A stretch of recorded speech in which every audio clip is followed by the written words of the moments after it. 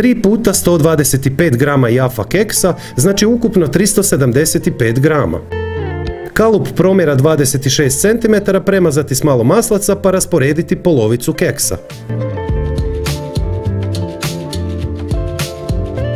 450 ml mlijeka, to je 4,5 decilitra, 200 grama šećera, 2 standardna pudinga u prahu od vanilije bilo kojeg proizvođača, bitno da na poleđini svakog pudinga piše da se inače priprema s pola litre mlijeka.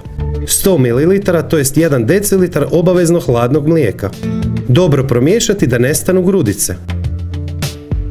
Mlijeko sa šećerom zakuhati, a po želji možete dodati i žlicu ruma. Kada je zakuhalo, postepeno dodavajte puding, istovremeno miješajući naredne 2 minute, pa maknuti s vatre.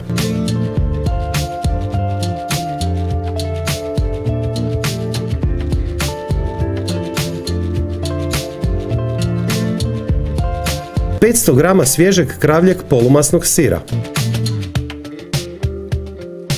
150 grama maslaca, kratko sve sjediniti minutu 2, odmah izliti polovicu preko keksa, rasporediti preostalu polovicu keksa pa izliti preostalu polovicu kreme.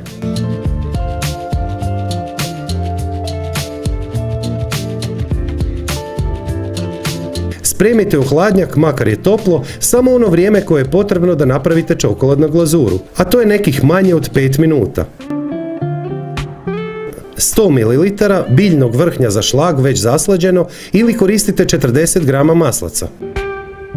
Pričekajte da zakuha pa maknite s vatre i dodajte 100 grama tamne čokolade za kuhanje. Kratko otopite.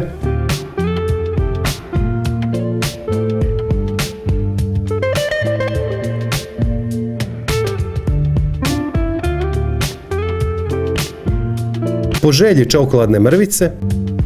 Dobro ohladite, barem nekoliko sati, ja sam, da budem iskren, ostavio preko noći. Ispod svakog mog videa je pisani recept, popis sastojaka, postupak i savjeti koji eventualno nisu stali u ovaj video, ali i preporuke za razne vrste kolača, za razne cheesecake koje sam do sada pripremao, a zaista bih volio da ih isprobate.